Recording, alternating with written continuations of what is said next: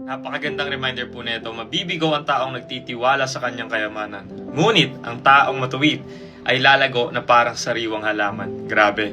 Ito pong chapter 11 ng Proverbs, part po yan ng Solomonic wisdom literature. At yung word po na nagtitiwala dyan, ang ibig sabihin po niyan, doon ka na dumedepende sa kayamanan mo. Kumbaga, doon mo na dinedepende yung security, yung identity, or yung future mo. Kaya sabi doon, ngunit ang taong matuwid.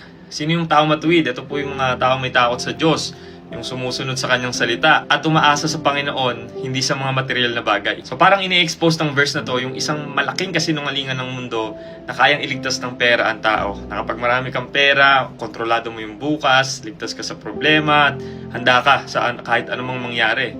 Pero malinaw ang Bible na hindi ginawa ang pera para maging sandigan ng kaluluwa. Maaaring mawala ang pera, bumagsak ang ekonomiya, magkasakit ka, at dumating yung kamatayan, which is mangyayari sa ayaw mo man o sa hindi. So kapag ang kayamanan naging pundasyon mo, siguradong babagsak ka. Sa kabilang banda naman, napakaganda ng sinabi ng Diyos dyan, yung mga taong matuwid, yung mga sumusunod sa Kanya, yung sinuko yung buhay kay Jesucristo, ay parang sariwang halaman. Ang halaman hindi nabubuhay yan dahil sa inipong pera, kundi dahil nakaugat yan sa nagbibigay buhay. Ganyan ang matuwid, nabubuhay at lumalago dahil nakaugat sa Diyos. Oo, maaaring bigyan ka ng pera ng ginhawa, pero ang Diyos lamang ang nagbibigay ng buhay.